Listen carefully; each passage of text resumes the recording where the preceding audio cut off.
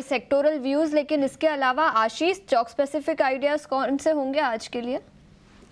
तो देखिए, मैं समझता हूँ कि पावर एक ऐसा सेक्टर है जहाँ पर पे बहुत ज़्यादा ग्रोथ हमें देखने को नज़र आएगी। एक तो पावर की जो सप्लाई है, वो कंटिन्यूअसली उतनी उतनी ज़्यादा नहीं हो रही है, और पर डिमांड जो है उसमें काफ़ी ज़बरदस्त अपटिक है। ये पावर डिमांड आप देख तक सकते हैं, कैपेक्स की साइकिल के अंदर में एक ज़बरदस्त रिकवरी उसकी वजह से भी आ रही है।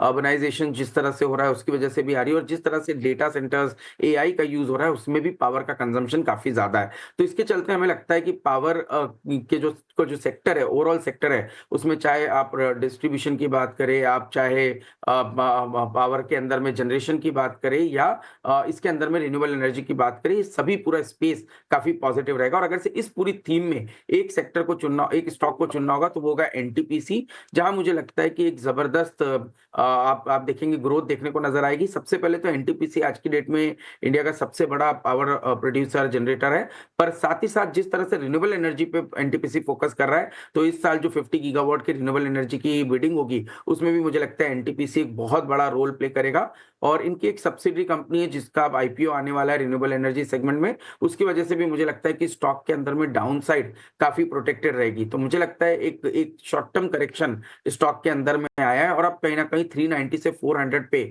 बहुत ही स्ट्रॉन्ग बेस कहीं ना कहीं एनटीपीसी के अंदर बना हुआ है। और इसको देखते हुए मुझे लगता है स्टॉक जल्दी ऑल टाइम हाई को छुएगा, और 470 480 तक की अपसाइड एनटीपीसी में देखने को नजर आएगी। एज अ डिस्क्लोजर, स्टॉक हमारे पोर्टफोलियो एपेक्स पीएमएस में बना हुआ है, और इसको हम काफी लंबे समय से इसके इसके इसके अंदर होल्डिंग अपनी बनाए हुए हैं। जो दूसरा स्टॉक हमें काफी पसंद है, वो है इलेक्ट्रॉनिक मैन्युफैक्चरिंग स्पेस और कंज्यूमर ड्यूरेबल स्पेस का प्ले, पीजी इलेक्ट्रोप्लास्ट।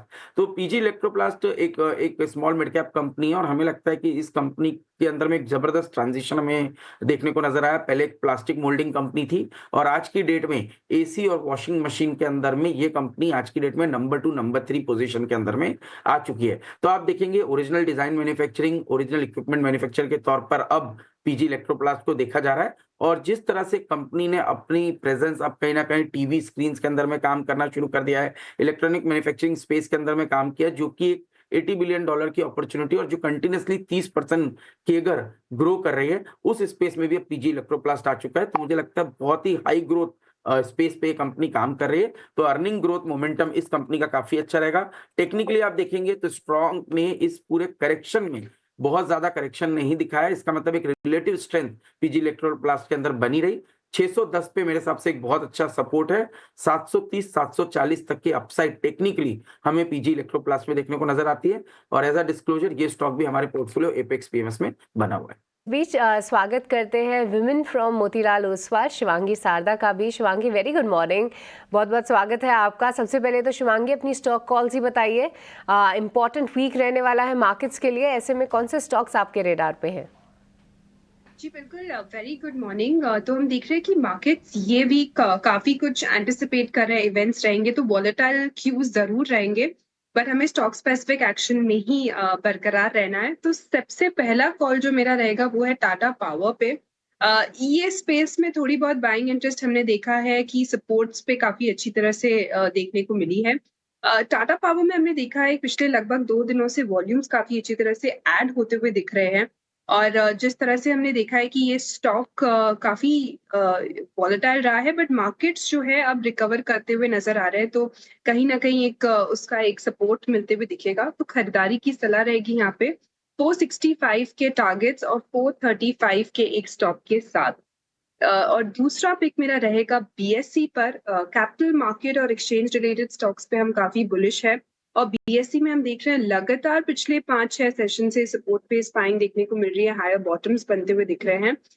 ये एक ऐसा स्टॉक है जो मार्केट वॉलेटिलिटी और मार्केट करेक्शन के बावजूद बहुत स्ट्रांग रहा है।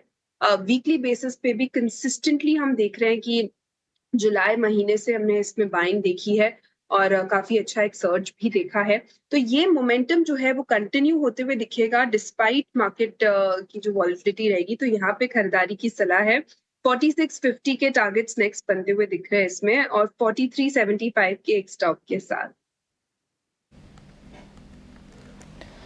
बिल्कुल, तो बीएसई पर खरीदारी की राय और इसी के साथ टाटा पावर यहाँ पर भी साथ प्रशांत सावंत भी जुड़ चुके हैं। प्रशांत, शुक्रिया समय निकाल कर इतिना स्वदेश के साथ जुड़ने के लिए। सबसे पहले अपने पिक्स ही बता दीजिए आज के लिए ट्रेडिंग के लिहाज से कौन से स्टॉक स्पेसिफिक आइडियाज होंगे? जी, very good morning to the panel और सभी दर्शकों को नमस्कार। तो यहाँ पे अगर हम देखें तो ओवरऑल स्टॉक्स में, इंडेक्स में क्लैरिटी नहीं है। काफी जगह वीकनेस है और काफी जगह सपोर्ट पे स्टॉक्स आए हुए हैं। तो मैंने इसमें से ऐसा स्टॉक चुना है जहां मुझे रिस्क कम लग रही है और जो एक सपोर्ट से बाउंस कर रहा है, वो है हिंडाल्को। ओवरऑल मुझे इस सेक्टर में भी थोड़ा ट्रैक्शन नजर आ रहा है। तो ये करीबन 690 पे क्लोज हुआ था। यहाँ पे 675, 675 स्पॉट क्लोजिंग बेसिस का स्टॉप लॉस रख के लॉन्ग जाना चाहिए। टारगेट होगा 720, 720 से लेके 725 का। बिल्कुल, तो ये राय हिंडाल्को पर खरीदारी की राय। इसके अलावा कुछ पीएसयू स्टॉक्स पर नजर डाल लेते हैं। याद रखें 52 वीक हाई से देखें तो सभी पीएसयू स्टॉक्स में गिरावट दिखी है। कोचिन शिपयार्ड जैसे कुछ स्टॉक्स तो 40 से 50% गिर चुके हैं ऑल टाइम हाई लेवल से। गौरांग, आपसे पूछना चाहूंगी पीएसयू स्टॉक्स एक्सक्लूडिंग बैंकिंग, यहाँ पर आपकी क्या राय रहेगी और कोई स्टॉक स्पेसिफिक आइडियाज जो स्टॉक्स आपके कवरेज में हो उसमें से? सरकारी कंपनियों की सूची में ऑयल मार्केटिंग कंपनीज है, HPCL, BPCL, IOC. Capital goods engineering related company जिसका नाम है इंजीनियर्स इंडिया लिमिटेड, ये भी शामिल है। ऑयल एक्सप्लोरेशन कंपनीज में ओएनजीसी और गेल है। रक्षा क्षेत्र में बीईएल जैसी कंपनियां हैं जो हमारी खरीदारी की सूची में है। और हमें ये लग रहा है कि ये हाल ही में जो सरकारी बैंकों में और सरकारी कंपनियों में करेक्शन आया है, ये लंबी अवधि के लिए निवेश के लिए मेरे ख्याल से सही रणनीति होनी चाहिए। शुरू कर रहा हूँ, अगर आप ये बताना चाहें कि नवंबर सीरीज के लिए मैं एक शेयर कौन सा लूँ तो एक बार जरा वापस से बता दीजिएगा। मैं पूरी सीरीज रखूंगा, ये स्टैंडर्ड डिस्क्लोजर हमारी तरफ से है। बिल्कुल, तो देखिए जैसे डिम्पी ने कहा एनटीपीसी की हमने बात की, वो हमें काफी पसंद आता है as a in the power space. साथ ही साथ अगर से कंजम्पशन स्पेस में हम प्ले करें तो ट्रेंट एक ऐसा स्टॉक है एज अ डिस्क्लोजर स्टॉक हमारे पोर्टफोलियो में, और हमें लगता है कि बहुत ही बढ़िया प्ले है पूरा इस कंजम्पशन स्पेस को प्ले करने के लिए। अब रिसेंटली इन्होंने लैब ग्रोन डायमंड के अंदर में भी अपनी एंट्री की बात की है। तो मुझे लगता है कोई भी डिप हो, ट्रेंट एक बहुत बढ़िया अपॉर्चुनिटी होगी प्ले करने के लिए। और स्टॉक में 6900 के आसपास एक अच्छा सपोर्ट है और ये सपोर्ट स्टॉक होल्ड करता है। तो हमारा मानना है 8000 रुपए तक की trajectory in the medium term कहीं ना कहीं ट्रेंड के स्टॉक में भी देखने को नजर आ सकती है। ऑलरेडी आपने एनटीपीसी बताया हुआ है सर, हमने वो ग्राफिक्स में रखा भी है जो आपने एनटीपीसी की कॉल दी है, लेकिन एक नया सीरीज का ट्रेड बन सकता हुआ है ट्रेंड। इसमें 6900 का एक स्टॉप लॉस है और 8000 तक का टारगेट है। आशीष चित्रमोता की राय पिक ऑफ दिस सीरीज है, ऊपर हमने छाप दिया आपके लिए पिक ऑफ द सीरीज, यानी पूरी सीरीज के लिए अगर कोई शेयर रखना चाहें तो ये भी रख सकते हैं। एनटीपीसी सर ने ऑलरेडी दिया, ये भी रख सकते हैं। आशीष भाई बहुत शुक्रिया, थैंक यू वेरी मच। आज आपने समय निकाल के हमको सारे ट्रेड बताए और उम्मीद करते हैं जल्दी जल्दी आपसे अब मुलाकात हुआ करेगी। शिवानी, अब जरा आपसे शुरू करते हैं। आप जरा हमको एक पिक ऑफ द सीरीज बता पाएंगे? पूरे नवंबर सीरीज के लिए लेना चाहते हैं, एक दो व्हाटएवर जो भी हो। जी बिल्कुल, इंडियन होटल है मेरी नज़र में। हमने देखा है कि अक्टूबर सीरीज में कम से कम 17% ओपन इंटरेस्ट शेड हुआ है शॉर्ट्स के साइड में, तो यहाँ पे एक अच्छी जगह बनते हुए दिख रही है अपसाइड मूव के। टेक्निकली भी अगर हम बात करें तो एक अच्छे सपोर्ट से स्टॉक ने एग्जैक्टली टर्न किया है। हमने देखा है कि 650 एक बहुत इंपॉर्टेंट बेस बना है ये स्टॉक के लिए। लगभग पिछले 4 बार से हम देख रहे हैं कि यहीं से टर्निंग पॉइंट आ रही है स्टॉक के लिए।